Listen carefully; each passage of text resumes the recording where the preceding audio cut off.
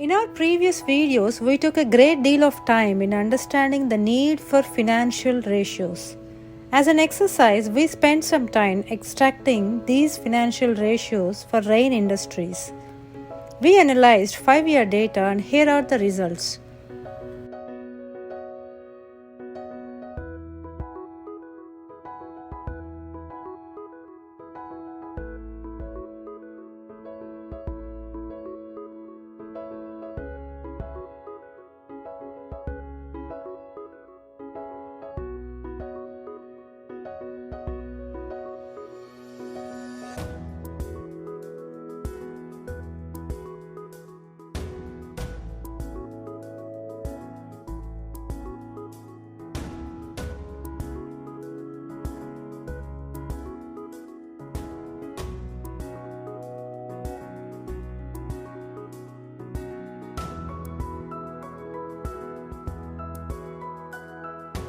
Looking at the numbers, what's your opinion?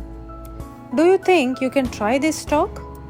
I encourage you to think further. I feel financial ratios are mere senseless numbers without an understanding of the sector that any business is operating in. We need to get a deeper understanding of what the company does and the outlook of the sector, without which these numbers won't make any sense. Let's see what Rain Industries does. Rain Industries started as Rain Commodities way back in 1970s as a cement company. You must surely be knowing their product called Priya Cements. Later in 1998, Mr. Jagan Mohan Reddy entered into the aluminium supply chain business, and later with many acquisitions and a lot of expansions geographically, he developed Rain Industries as a major producer of carbon-based products. Rain operates in 3 segments. The first and very important segment is carbon products, which accounts for about 66% of its revenue.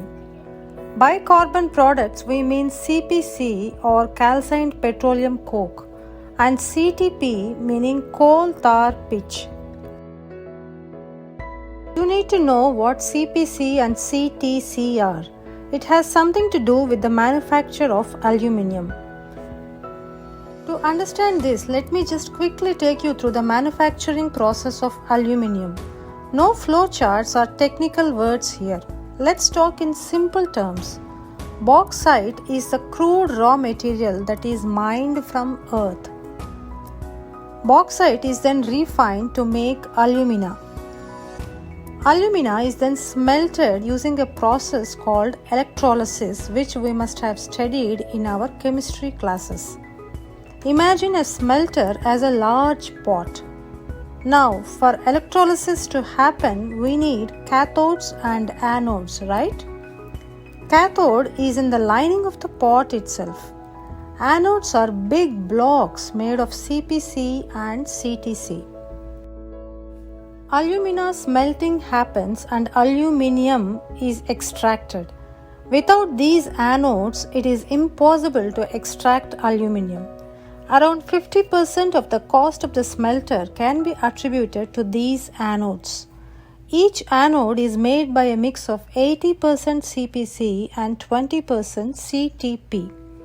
My idea is to help you understand the very important role of CTP and CPC in the production of aluminium. These anodes are used not only for aluminium production but also for steel and titanium dioxide, which is used for sunscreens, paints and plastics. So we understand that Rain manufactures CPC and CTP, which are very important for aluminium production. Hence, who are the customers for Rain in this segment? Primarily the aluminium manufacturers. Now, how does Rain manufacture CPC? It takes GPC or green petroleum coke as the raw material to produce CPC.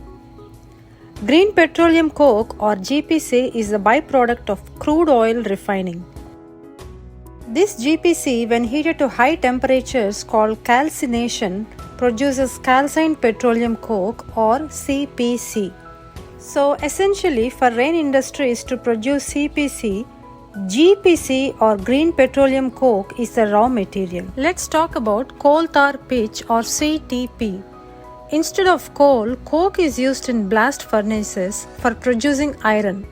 The process of converting coal into coke releases a byproduct called coal tar. Rain Industries takes this coal tar as raw material and distills it further to produce coal tar pitch or CTP.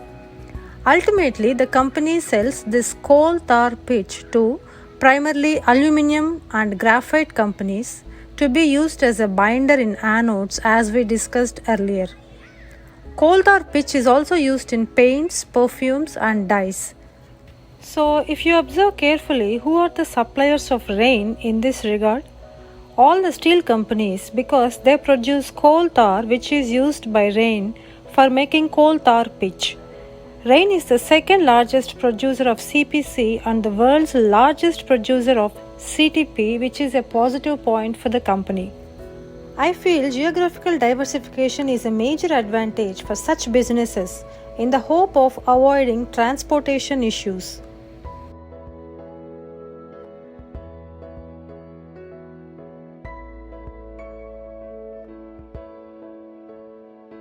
My favorite part of this segment is the heat recovery steam generation power plants, which avoid greenhouse gas emissions, and waste heat recovered is transmitted to the local power plants. Also, scrubbers are installed to reduce sulfur emissions. Overall, I feel the company's green initiatives are commendable. Another important point to note is that the Indian government imposed a restriction on the amount of GPC that companies like Rain Industries can import. You know that GPC is the key raw material needed for the company so that GPC is calcined to produce CPC, right? The company's request to Supreme Court to relax this import restriction is also dismissed. So, amidst these tight demand and regulations for GPC, Rain has developed its own patented raw material called ACP, that is anhydrous carbon pellets, as a safer and inexpensive alternative to GPC. The pilot project is successfully completed overseas, and the ACP plant in India also will be completed in few months. So, fingers crossed. Will this plant help Rain solve its problems of GPC material? We will have to wait and watch.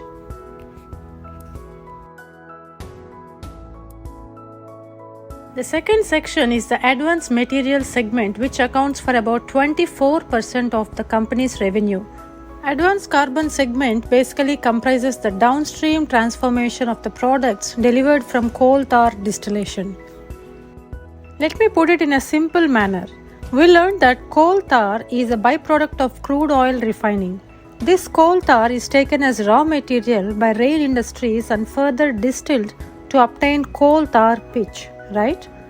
So, in the process of this coal tar distillation, there are many byproducts which are further processed to produce certain advanced materials like resins. Further, they also produce petrochemical based resins. The resins are sold for use in rubber tires, adhesives, and inks. The company also manufactures specialty products used for lithium-ion batteries and other adhesives, used in industries under different product names.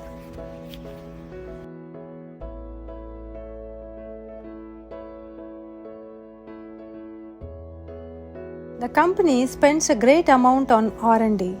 Recently, its US subsidiary, which produces resins, started a rubber lab in Germany in this regard.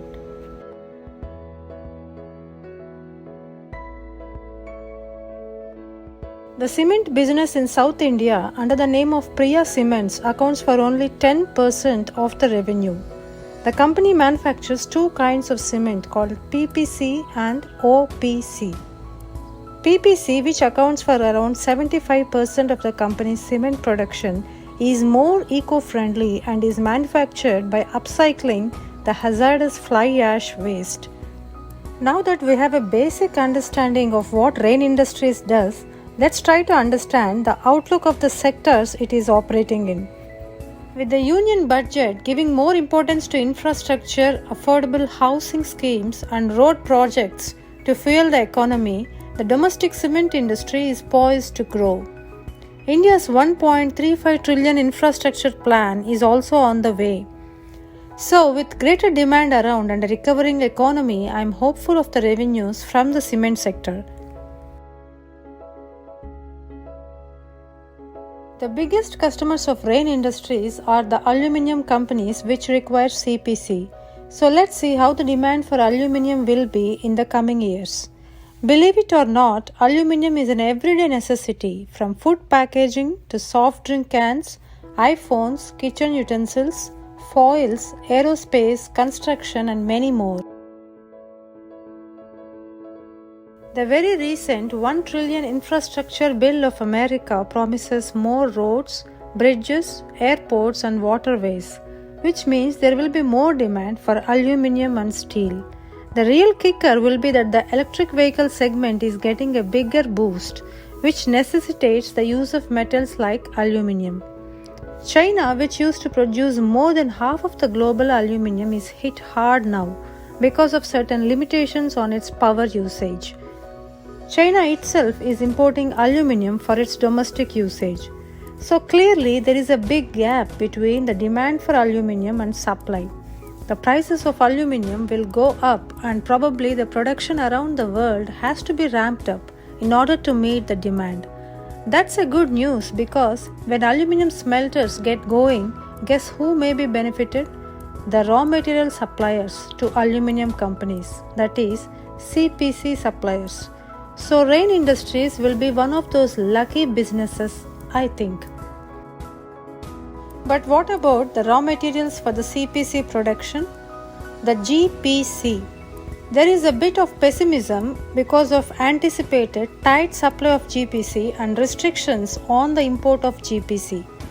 So if the government allows for good amount of GPC import, or if the ACP production is up and running successfully to help with the company's GPC problems, then I don't see any raw material issues.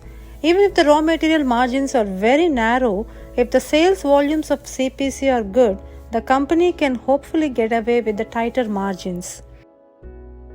Regarding the industry for other carbon products, the customers are again aluminium, graphite industries, automobile and infrastructure related companies which are recovering from the unfortunate situations of the last year and may fare well in future. This is all about the industry outlook. Overall, looks positive. Of course, we can't guarantee, we can only believe in the relevant forecasts and hope on the profitability of the business. We looked at the financial ratios of the company in our previous videos. Yet, to give you a recap, let's look at the 5-year data here.